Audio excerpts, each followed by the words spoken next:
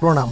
আমাদের দেশে এমন অনেক দৈব মন্দির আছে যাদের অলৌকিকতা বৈজ্ঞানিক ব্যাখ্যায় কুলোয় না। বিভিন্ন মন্দিরের অলৌকিকতার বৈশিষ্ট্য বিভিন্ন রকম।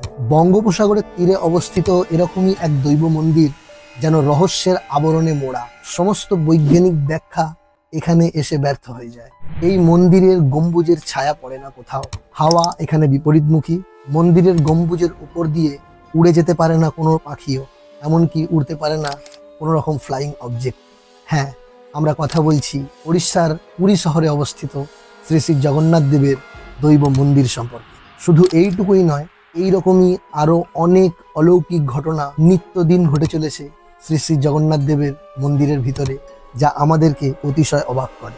কিন্তু আপনারা কি জানেন যে এই মন্দিরটি 18 বার হামলার মুখে পড়েছিল? বহু বছর এই হামলার জন্যই বন্ধ ছিল রথযাত্রাও। কিভাবে এই হামলা পেরিয়ে এই মন্দিরটি এতদিন টিকে থাকলো?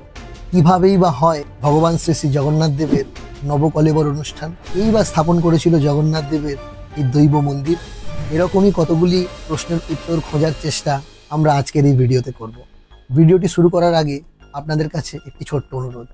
আমাদের এই শাস্ত্রীয় সিরিজ যদি আপনাদের পছন্দ হয় তাহলে অবশ্যই আপনারা চ্যানেলটিকে সাবস্ক্রাইব করুন এবং ভিডিওগুলি যোগ্য মনে হলে শেয়ার করার মাধ্যমে অন্যদের দেখার সুযোগ করে দিন। আমরা ফিরে আসছি শ্রী শ্রী জগন্নাথ ধামের রহস্যময় বিবরণে। বলা হয় যে তীর্থযাত্রার ক্ষেত্রে 4 ধাম যাত্রা অত্যন্ত উত্তম যাত্রা। কি কি এই 4 ধাম? না, বদ্রীনাথ, দ্বারকা, রামেশ্বরম এবং পুরীর এই জগন্নাথ ধাম। পুরীর জগন্নাথ মন্দির ভারতের অন্যতম প্রসিদ্ধ মন্দিরগুলির মধ্যে একটি। জগন্নাথ মন্দিরে অহিন্দুদের প্রবেশ কঠোরভাবে নিষিদ্ধ। অনেক বড় বড় ব্যক্তিত্ব শুধুমাত্র হিন্দু না হওয়ার জন্য এই মন্দিরে ঢোকার অনুমতি পাননি। কলিঙ্গ স্থাপত্য শৈলীতে নির্মিত এই মন্দিরটি শ্রীমন্দির নামেই অতি পরিচিত।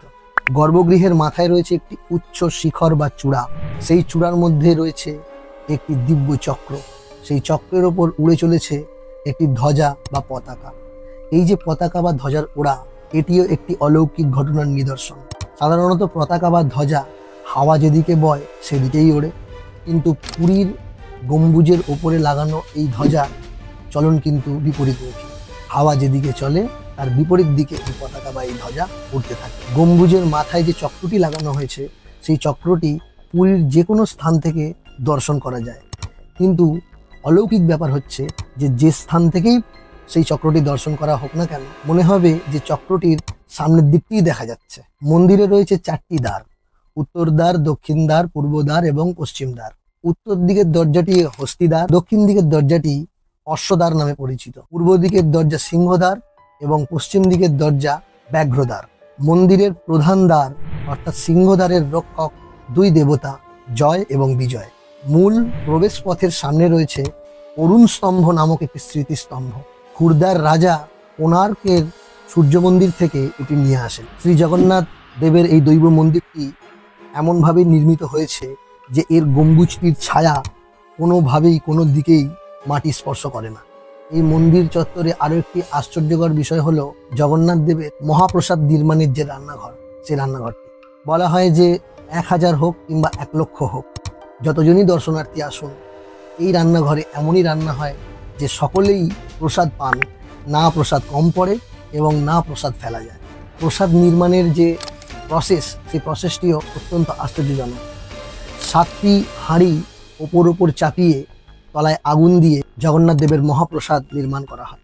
কিন্তু আশ্চর্যের বিষয় হচ্ছে যে এই প্রসাদ নির্মাণের কার্যে অগ্নি থেকে সবথেকে দূরে যে হাঁড়িটি রয়েছে, সবথেকে ওপরে যে হাঁড়িটি রয়েছে, সেই হাঁড়িটির প্রসাদ সবচেয়ে আগে নির্মিত হয় এবং অগ্নির সবচেয়ে কাছে যে হাঁড়িটি সবচেয়ে তলায় রয়েছে, সেই হাঁড়িটির প্রসাদ সবথেকে শেষে নির্মিত হয়। এছাড়াও পুরীর মন্দিরের ভেতরে সমুদ্রের যে শব্দ সেটি প্রবেশ করতে পারে না। পুরীর মন্দিরের বাইরে দাঁড়ালে সমুদ্রের যে শব্দ সেটি কানে আসে, কিন্তু মন্দিরের ভেতর প্রবেশ করা মাত্রই সেই শব্দ মিলিয়ে যায়। মন্দিরের গম্বুজের চূড়ায় যে ধ্বজাটি, যে পতাকাটি উঠছে, সেই পতাকাটি প্রতিদিন নিয়ম করে 2 বার পরিবর্তন করা হয়। কথিত আছে ভগবান শ্রীকৃষ্ণের দেহত্যাগের পর তার হৃদয়টি এই জগন্নাথ মন্দিরের শ্রী শ্রী জগন্নাথের বিগ্রহের মধ্যে স্থাপন করা হয়েছে।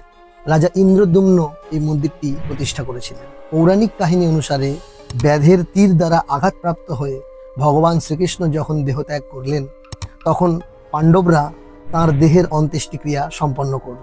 অন্ত্যেষ্টিক্রিয়ার পরে তাঁর দেহের সমস্ত অঙ্গ প্রত্যঙ্গগুলি পঞ্চভূতে বিলীন হয়ে গেলেও ভগবান শ্রীকৃষ্ণের যে হৃদয়টি সেটা যেমনকে তেমনই রয়ে গেল। পরবর্তীকালে পাণ্ডবরা ভগবান শ্রীকৃষ্ণের এই হৃদয়টি জলে ভাসিয়ে দেয় এবং সেটি ভাসতে ভাসতে বঙ্গোপসাগরের একটি কিনারায় এসে পৌঁছায়। ভগবান বিষ্ণু তার ভক্ত রাজা ইন্দ্রদ্যুম্নের স্বপ্নে আসেন এবং তিনি পুরীর সমুদ্র সৈকতে ভেসে আসা একটি কাঠ সংগ্রহ করে সেটি দ্বারা মূর্তি নির্মাণ করার আদেশ দেন। ভগবান শ্রীকৃষ্ণের হৃদয়টি ততক্ষণে সেই কাষ্ঠদণ্ডের রূপ নিয়েছে। রাজা স্বপ্নাদেশ পেয়ে তৎক্ষণাৎ পুরীর সমুদ্র তটে যান, সেখান থেকে সেই দৈব কাঠটি সংগ্রহ করে আনেন। মূর্তি নির্মাণের জন্য তিনি একটি বিশেষ কাষ্ঠশিল্পীর সন্ধান করছিলেন। ঠিক সেই সময় রহস্যময় এক বৃদ্ধ ব্রাহ্মণ কাষ্ঠশিল্পী রাজার সামনে এসে উপস্থিত হন এবং মূর্তি নির্মাণের জন্য কয়েকদিন সময় চেয়ে নেন। এই বৃদ্ধ ব্রাহ্মণ কাষ্ঠশিল্পী আর কেউ নন, স্বয়ং বিশ্বকর্মা নিজে। সেই কাষ্ঠশিল্পী রাজাকে জানিয়ে দেন যে যতক্ষণ তিনি মূর্তি নির্মাণ করবেন ততক্ষণ পর্যন্ত তাকে যেন কোনো রকম বিরক্ত না করা হয় এবং বন্ধ দরজার আড়ালেই তিনি মূর্তি নির্মাণ করবেন। রাজা ও রানী সহ প্রত্যেককেই মূর্তির নির্মাণ কাজের প্রতি অত্যন্ত আগ্রহী হয়ে ওঠেন। তারা রোজ একবার করে আসতেন, দরজার সামনে দাঁড়িয়ে শুনতেন যে নির্মাণের কাজ কেমন চলছে। 6 থেকে 7 দিন পরে যখন রাজা এসে সেই দরজার সামনে দাঁড়িয়ে শোনেন, ততক্ষণে কাজের যে শব্দ সেটি বন্ধ হয়ে যায়। অতি উৎসাহী রানী কৌতূহল সংবরণ করতে না পেরে দরজা খুলে ভিতরে প্রবেশ করেন।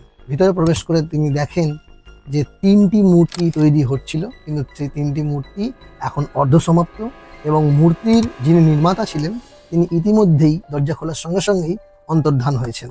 মূর্তির হাত এবং পা নির্মিত হয়নি বলে রাজা অত্যন্ত বিমর্ষ হয়ে পড়েছিলেন। মূর্তির নির্মাণ কাজে বাধা দেওয়ার জন্য রাজা অত্যন্ত অনুতাপ করতে থাকেন। ঠিক সেই সময় নারদ রাজা ইন্দ্রদ্যুম্নের কাছে আসেন এবং তাকে সান্ত্বনা প্রদান করেন। তিনি বলেন যে অর্ধসমাপ্ত মূর্তি পরমেশ্বরের এক স্বীকৃত রূপ। একটি দ্বিতীয় কাহিনীও লোকমুখে প্রচলিত হতে থাকে। বৃন্দাবনে গোপীরা একদিন শ্রীকৃষ্ণের লীলা ও তাদের কৃষ্ণপ্রীতির কথা আলোচনা করছিলেন। কৃষ্ণ ভগিনী সুভদ্রাকে নিয়োগ করা হয়েছিল যে যতক্ষণ গোপীরা শ্রীকৃষ্ণের সম্বন্ধে আলোচনা করছেন ভগবান শ্রীকৃষ্ণ যেন তাদের কাছে আসতে না পারেন, সেদিকে নজর রাখার জন্য। কিন্তু গোপীদের কৃষ্ণপ্রীতির কথা শুনে পরিতুষ্ট সুভদ্রা তাদের কথা শুনতে শুনতেই বিমোহিত হয়ে গেলেন। তিনি দেখতে পেলেন না যে তার 2 ভাই শ্রীকৃষ্ণ এবং বলরাম এগিয়ে আসছেন। শ্রীকৃষ্ণের লীলা ও রাধারানীর কাহিনী শুনতে শুনতে শ্রীকৃষ্ণ এবং বলরাম এই 2 ভাইয়ের কেশ খাড়া হয়ে গেল, হাত দুটি গুটিয়ে এলো, চোখ দুটি বড় বড় হয়ে গেল এবং মুখে উচ্চস্বরে একটি হাসির রেখা ফুটে উঠল। এই কাহিনী অনুযায়ী এই কারণেই জগন্নাথ, বলরাম ও সুভদ্রার এই রূপ। জগন্নাথ, সুভদ্রা এবং বলরাম এই 3 জনকে মন্দিরের অভ্যন্তরেই পূজা করা হয়। তবে প্রতি বছর মুখ্য চান্দ্র আষাঢ়ের শুক্লা দ্বিতীয়ার দিন শ্রী জগন্নাথ, সুভদ্রা এবং বলরামকে মন্দির থেকে রাজপথে বার করে রথারূঢ় করে 3 কিলোমিটার দূরে গুন্ডিচা মন্দিরে নিয়ে যাওয়া হয়। এই গুন্ডিচা মন্দিরকেই ভগবান শ্রী জগন্নাথ দেবের মাসির বাড়ি বলে সম্বোধন করা হয়। এই সময়ে ভক্তরা শ্রী শ্রী জগন্নাথ দেবের গণদর্শনের সুযোগ পায়। রথযাত্রার সময় সারা পৃথিবী থেকে এখানে ভক্তের সমাগম হয়। পুরীর জগন্নাথ মন্দির 18 বার আক্রমণ ও লুণ্ঠন করা হয়েছে। এই আক্রমণ এবং লুণ্ঠনের কারণেই বহু বছর বন্ধ থেকেছে রথযাত্রাও। মন্দিরের গোপন কক্ষে 7টি ঘর আছে। সেই ঘরগুলি হচ্ছে রত্নের ভাণ্ডার। 34 বছর আগে মাত্র 3টি ঘরের তালা খুলতে সক্ষম হয়েছিলেন মন্দিরের কর্মকর্তারা। বাকি ঘরগুলিতে কি রয়েছে সেগুলি আজও রহস্যেই রয়ে গিয়েছে। শ্রী জগন্নাথের ব্রহ্মবস্তুর মতোই রত্ন ভাণ্ডারের রহস্য অধরাই রয়ে গিয়েছে। যে কক্ষগুলি খোলা হয়েছিল সেখান থেকে উদ্ধার করা হয় 180 রকমের মণি মুক্ত খচিত স্বর্ণ অলঙ্কার, যার মধ্যে রয়েছে মুক্ত প্রবালের মতো অত্যন্ত দামি পাথর। প্রতি 12 বছর অন্তর জগন্নাথ দেবের নবকলেবর উৎসব অনুষ্ঠিত হয়। কি এই নবকলেবর উৎসব? না, প্রতি 12 বছর অন্তর জগন্নাথ দেবের যে বিগ্রহ, কাষ্ঠ নির্মিত যে বিগ্রহ, সেই বিগ্রহগুলিকে অন্য কাষ্ঠ দ্বারা পরিবর্তন করা হয়, অর্থাৎ আবার নতুন করে কাষ্ঠ দ্বারা তৈরি করা হয়। কিন্তু এই যে নবকলেবর অনুষ্ঠান, এর একটা বিশেষত্ব রয়েছে। নবকলেবরের জন্য সাধারণত নিম কাঠ ব্যবহার করা হয়, কিন্তু কোন গাছের কাঠ ব্যবহার করা হবে সেটিও মন্দিরের যে প্রধান পুরোহিত তিনি স্বপ্নাদেশে জানতে পারেন, এবং স্বপ্নাদেশ পাওয়ার পরেই উক্ত স্থানে গিয়ে সেই নিম গাছ থেকে নিম কাঠ সংগ্রহ করা হয়। নিম কাঠ সংগ্রহ করে জগন্নাথ, সুভদ্রা এবং বলরামের মূর্তি নির্মাণ করা হয়।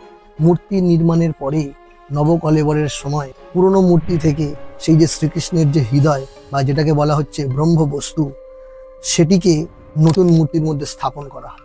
সেই যে ব্রহ্মবস্তু, সেই বস্তুর ক্ষমতা বা শক্তি এতটাই যে বলা হয় যে সেই বস্তুটিকে যদি কেউ চোখে দেখে নেয় তাহলে তৎক্ষণাৎ তার মৃত্যু হবে। সেই জন্য সেই বস্তুটি যখন পুরনো বিগ্রহ থেকে নতুন বিগ্রহের মধ্যে স্থানান্তরিত করা হয়, তখন যিনি স্থানান্তরিত করেন তার চোখ এবং হাত কাপড় দ্বারা বাঁধা থাকে। এই ব্রহ্মবস্তুর শক্তি এতটাই বেশি বলে মনে করা হয় যে কোনো মতে তড়িতের সঙ্গে এটি কোনো বিক্রিয়া না করে ফেলে। তাই জন্য এই কর্মের সময় গোটা উড়িষ্যার যে বিদ্যুৎ সংযোগ সেই সময়ের জন্য বন্ধ থাকে। জগন্নাথ শব্দটি দুটি শব্দের সংমিশ্রণে তৈরি হয়েছে। জগৎ, নাথ। জগতের নাথ যিনি, তিনি জগন্নাথ। বিষ্ণুর রূপ ভেদে জগন্নাথ এক অসাম্প্রদায়িক দেবতা। তাকে এককভাবে হিন্দু ধর্মের কোনো একটি সম্প্রদায়ের সাথে যুক্ত করা যায় না। বৈষ্ণব, শৈব, শাক্ত ও স্মার্ত সকল সম্প্রদায়ের অনুগামীরাই তাকে নিষ্ঠা ভরে পূজা করেন। এমনকি বৌদ্ধ এবং জৈন ধর্ম সম্প্রদায়ের সঙ্গেও জগন্নাথ দেবের যোগসূত্র রয়েছে। জগতের পিতা যিনি, তিনিই তো জগন্নাথ। ভগবান জগন্নাথের পুরীর শ্রীধাম যে মন্দির, সেই মন্দিরে একবার তীর্থ করলে মানব জীবনের সমস্ত পাপ ধুয়ে যায়। সেই জন্যেই 4 ধামের মধ্যে এটিও একটি ধাম। 4 ধামের আরও যে 3টি মন্দির রয়েছে, বদ্রীনাথ, দ্বারকা এবং রামেশ্বরম, সেই মন্দিরগুলির অলৌকিকতার সম্বন্ধে আমরা জানবো অন্য কোনো একটি ভিডিওতে, অন্য কোনো একদিন। জানা অজানা শাস্ত্রীয় এরকমই অনেক কাহিনী শোনার জন্য চ্যানেলটি সাবস্ক্রাইব করে রাখুন। সকলে খুব ভালো থাকবেন।